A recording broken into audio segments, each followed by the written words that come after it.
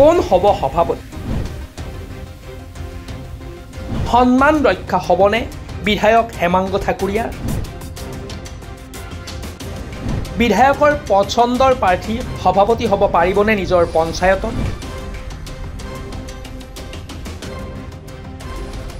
আও লাগিছে পলাশবাৰী সমষ্টিৰ বিধায়ক হেমাংগ ঠাকুৰীয়াৰ নিজৰ পঞ্চায়ত দখলাত।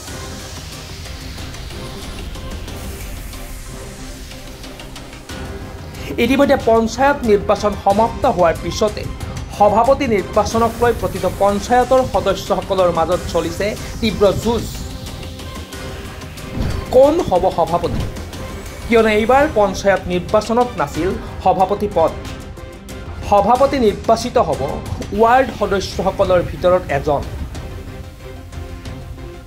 ইতিমধ্যে কেইবাটাও উন্নয়ন খণ্ডত পঞ্চায়ত গঠন প্ৰণালী চলি আছে। সমান্তৰালভাৱে আজিও ৰামপুৰ উন্নয়ন খণ্ডৰ অন্তৰ্গত 57 নং দখলা গাঁও পঞ্চায়তৰ শপত গ্ৰহণ কৰাৰ কথা আছিল ৰামপুৰ উন্নয়ন খণ্ডৰ কাৰ্যালয়। সেইমতে নিমন্ত্ৰণ দিয়া হৈছিল প্ৰতিটো ৱাৰ্ডৰ সদস্য। সেইমতেই আজি সময়মতে সকলো উপস্থিত হৈছিল উন্নয়ন খণ্ডৰ কাৰ্যালয়, কিন্তু নাহিল কোনো বিষয়া। কিয়নো এই শপত গ্ৰহণ হৈছে বাতিল, যাৰ কোনো জাননী পোৱা নাছিল এগৰাকীও সদস্যই। আজি শপত গ্ৰহণ আছিলে, আমাৰ 11টা বজাত মাতিছিলে, নিমন্ত্ৰণ পত্ৰ দি পেলাই মাতিছিলে, কিন্তু কিহৰ কাৰণে শপত গ্ৰহণটো কেঞ্চেল কৰিলে এইখিনি কথা আমি এতিয়ালৈ গমেই পোৱা নাই। আৰু কোনো মোবাইল যোগে হওক বা নটিচ যোগে হওক এতিয়ালৈকে জনোৱা নাই। তাৰ ওপৰত কোন দায়ী হয় এইটো আমি জানিব বিচাৰোঁ। তেওঁলোকে ক'লে ভাল হ'ল। BDO ছাৰেও আহি পোৱা নাই এতিয়ালৈকে। BDO ছাৰ আহি পেলাই আমি কথাখিনি সুধিম তেওঁলোকক। এতিয়া 11:51 হৈছে। আমাৰ 11টা বজাত মাতিছিলে দেখি দখলা জিপি। সেইটোতো আমাৰ বাছনি কৰা হৈছে, যিজন হ'ব আৰু তেখেতক বাছনি কৰা হৈছে। আমি আলোচনা কৰিছোঁ ইতিমধ্যে, আৰু আমি প্ৰিপেয়াৰ হৈ আহিছোঁ, কিন্তু এতিয়ালৈকে আহিয়ে পোৱা নাই। এতিয়ালৈকে কোনেও জনোৱা নাই। নাই, ইয়াতে আহি পেলাই অফিচাৰবিলাকক সোধাওঁতে গম পোৱা গ'ল। এতিয়া BDO ছাৰক আহি পেলাই গম পালোঁ হয় কিহৰ কাৰণে কেঞ্চেল হ'ল। আজি কিয় বাতিল হ'ল দখলা পঞ্চায়তৰ কাৰ্যসূচী? নাম প্ৰকাশ অনিচ্ছুক এগৰাকী সদস্যই জানিবলৈ দিয়া মতে বিধায়ক হেমাংগ ঠাকুৰীয়াই বিচৰা প্ৰাৰ্থী সভাপতি দৌৰৰ পৰা বহু দূৰৈত বাবেই বাতিল হ'ল নেকি আজিৰ এই কাৰ্যসূচী। এতিয়া সন্দেহৰ আৱৰ্তত সকলো কথা। নিশ্চয় কিছু অপেক্ষাৰ পিছত পৰিষ্কাৰ হ'ব সকলো কথা। মোৰ পঞ্চায়ত দখলা পঞ্চায়ত আজিতো আমাৰ গোটেইখিনি নিৰ্বাচিত সদস্য আজি সভাপতি নিৰ্বাচনৰ কাৰণে আহি গৈছে। তো এইমাত্ৰ আমি গম পালোঁ যে এতিয়া আপোনাৰ আজি প্ৰগ্ৰামটো এইটো নহয়, এইটো পষ্টপন কৰিছে।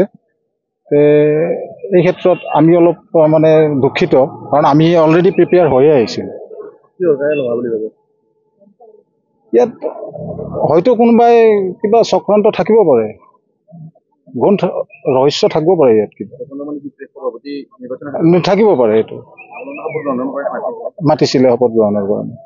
কোনোবাৰ কাৰণে কিবা বেলেগক সভাপতি নিৰ্বাচন কৰাৰ কোনোবা প্লেনিং আছিল নেকি? থাকিব পাৰে, কিন্তু আমিতো আজিতো আপোনালোকে নিশ্চয় গোটেইকেইজন সদস্যৰ, আমাৰ 10জন নিৰ্বাচিত সদস্য আছে।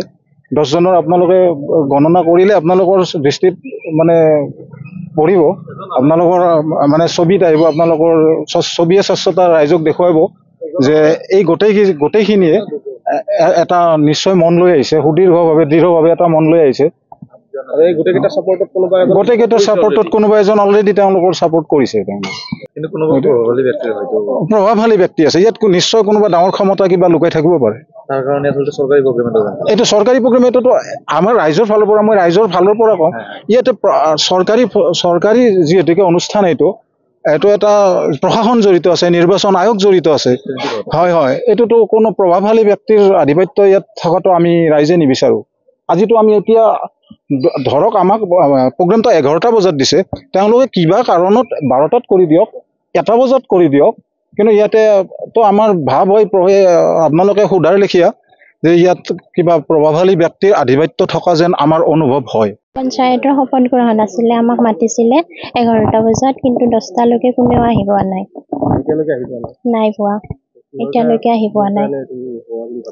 সেইটো গম নাপাওঁ, এতিয়া ক'লেহে গম পোৱা যাব। এই ছেক্ৰেটাৰীয়ে দিছিলে, BDO ছাৰে দিছিলে, নহ'ব বুলি ইয়াতে গম পাইছোঁ আহি পেলাই। ইয়াতে গম পালে। এতিয়া কেতিয়া হ'ব, কি হ'ব এইবিলাক নাই পোৱা। নিউজ ডেস্ক ৰিপৰ্ট, প্ৰাতঃ টাইম ডিজিটেল। অসমৰ সংবাদ জগতখনৰ বাবে এক সুখৰ খবৰ। আপোচবিহীন ৰাইজৰ কণ্ঠ সাপ্তাহিক কবচ পুনৰ এবাৰ অসমৰ ৰাইজৰ মাজলৈ।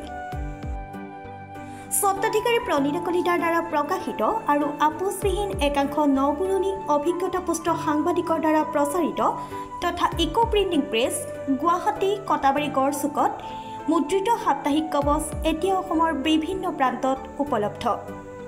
আমাৰ ঠিকনা মুখ্য কাৰ্যালয় অসম ফৰেষ্ট স্কুল, হৰি মন্দিৰ পথ, গুৱাহাটী আৰু উপ কাৰ্যালয় Kalita market, Bijoynagar, Kamrup, Assam. Mobile number হৈছে 9435114666 7002472813। আমাৰ ইমেইল ID হৈছে kobos2025@gmail.com।